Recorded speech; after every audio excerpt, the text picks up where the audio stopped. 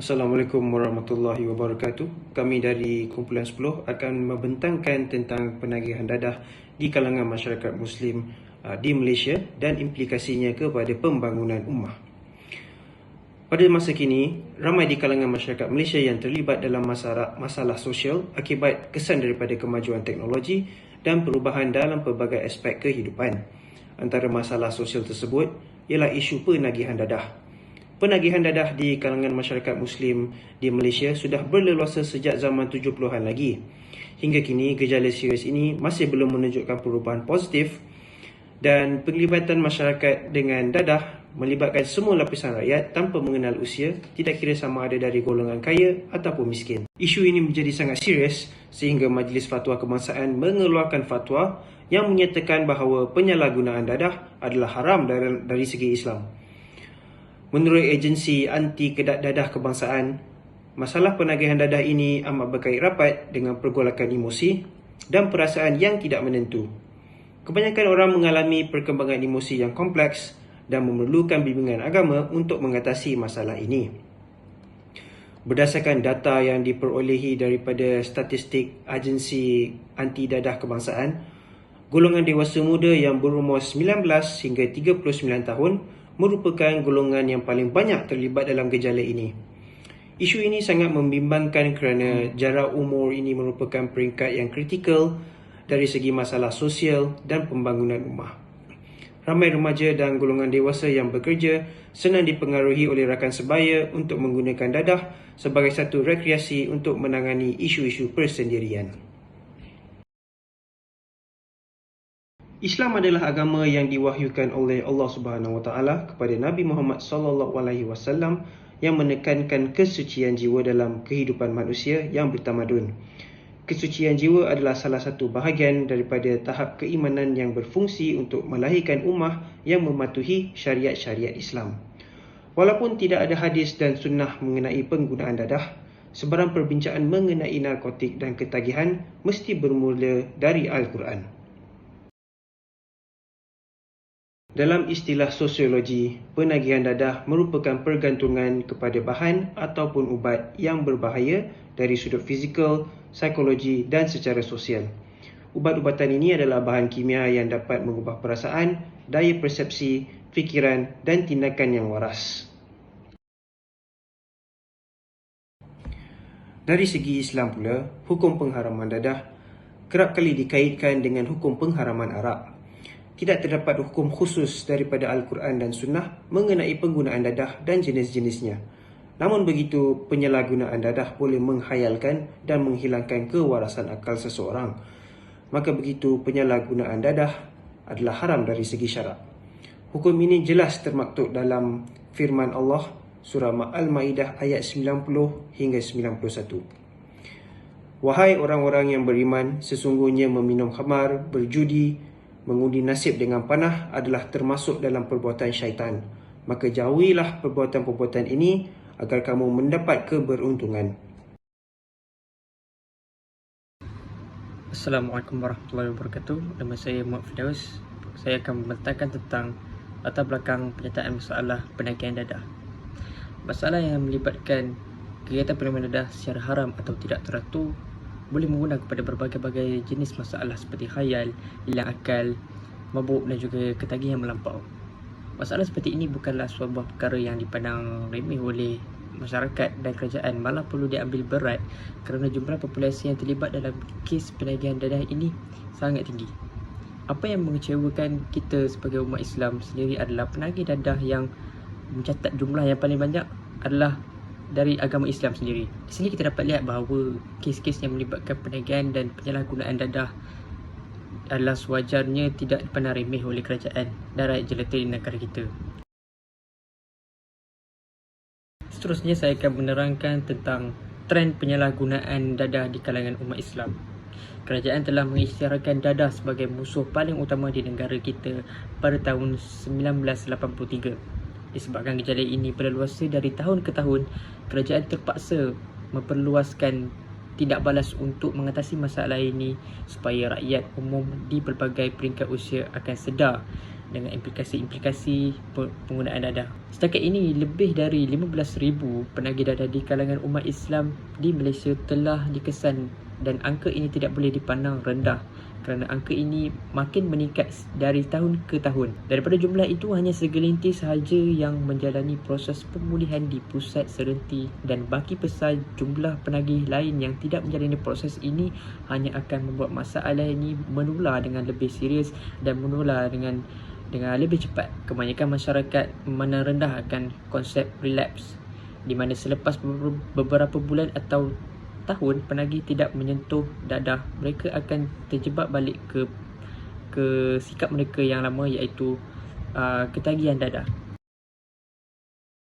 Seterusnya saya akan menerangkan tentang faktor-faktor ataupun sebab-sebab mengapa mereka terjebak dalam kegiatan penagihan dadah ini. Terdapat beberapa faktor umum yang boleh dikenal pasti sebagai faktor utama kepada gejala penularan penagihan dadah di Malaysia. Antaranya ialah faktor diri sendiri, faktor media elektronik dan juga faktor kurangnya didikan agama. Yang pertama adalah faktor diri sendiri. Sebagai manusia, kita selalu ada perasaan ingin tahu, ada perasaan ingin melakukan sesuatu. Lebih-lebih lagi kalau kita terlibat dalam gejala sosial yang mudah mempengaruhi kita. Perasaan ingin tahu dan mencuba ini menyebabkan penagih dadah tidak dapat mengawal diri mereka, tidak dapat mengawal nafsu mereka, dan lama kelamaan akan terlibat dalam kegiatan penagihan dadah. Golongan remaja merupakan golongan yang paling mudah untuk terjebak dengan masalah ini kerana sifat ingin tahu, kerana sifat ingin mencuba sesuatu daripada diri mereka yang mula berputik pada saat ini.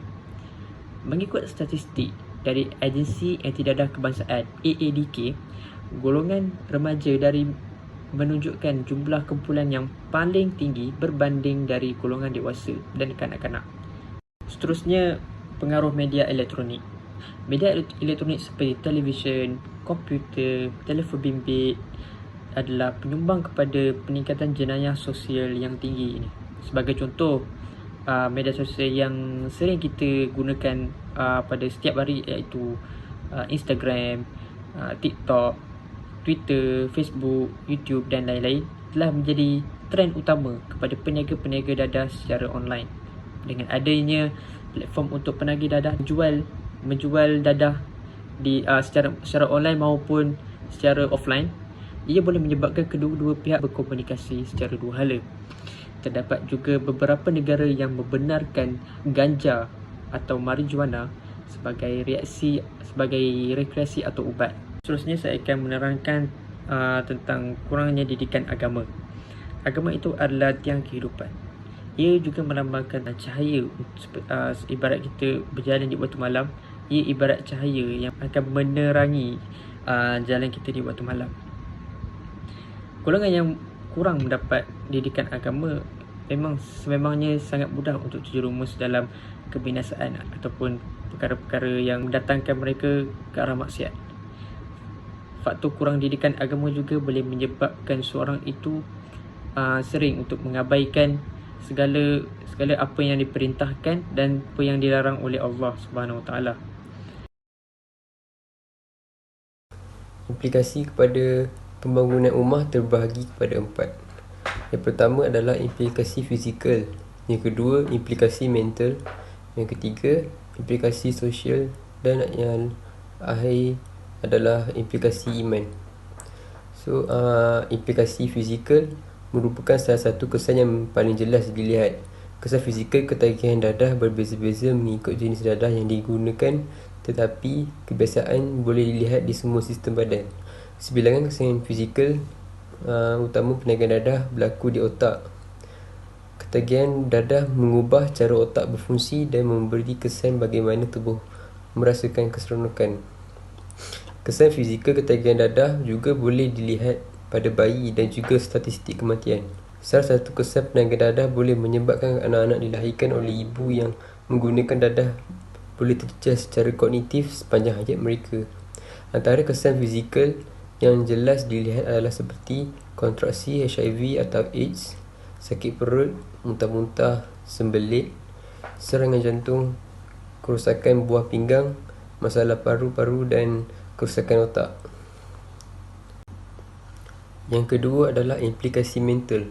Maksud kesihatan mental adalah kesejahteraan kognitif atau semangat kehidupan seseorang individu. Ia berkaitan dengan bagaimana individu itu berfikir, merasa dan bertindak. Secara umum, ramai individu akan mula menggunakan ubat-ubatan untuk mengatasi tekanan atau kesakitan.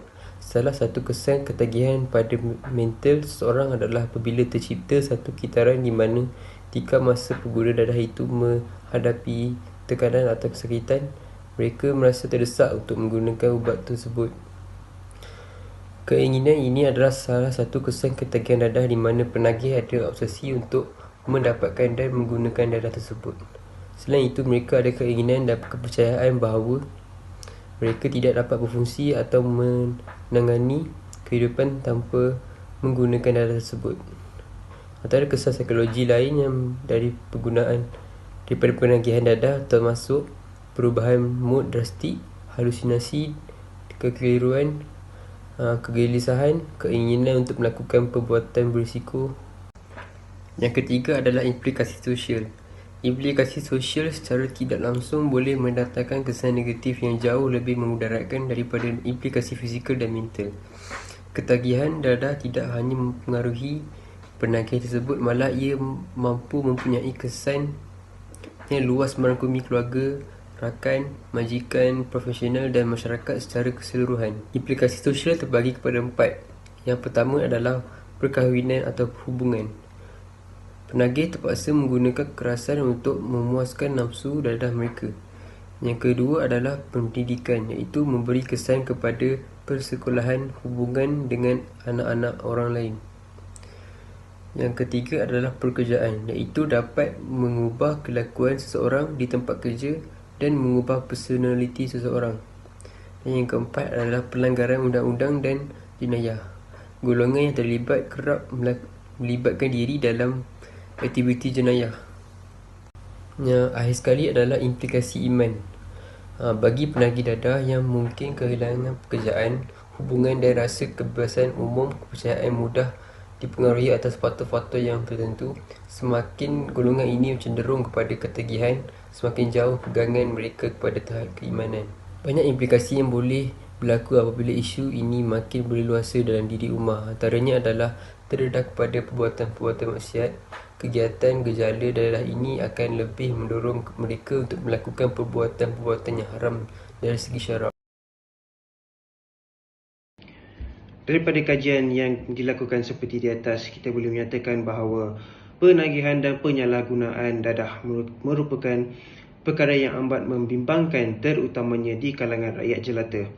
Oleh itu, pihak kerajaan dan badan-badan yang berautoriti hendaklah meneruskan kegiatan mengadakan program anti dadah kerana ia juga dapat memberi kesan walaupun sedikit sahaja kepada masyarakat setempat.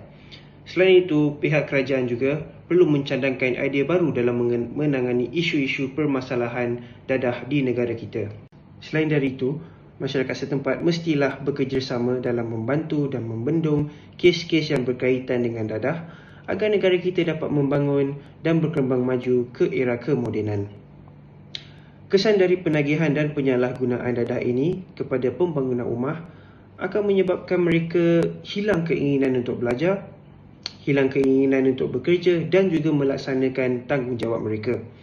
Oleh yang demikian, kita wajarlah bersatu padu dalam menangani masalah penagihan dadah ini supaya pembangunan ummah tidak terjejas dan supaya mereka dapat menyumbang kepada pembangunan masyarakat, keluarga dan juga negara.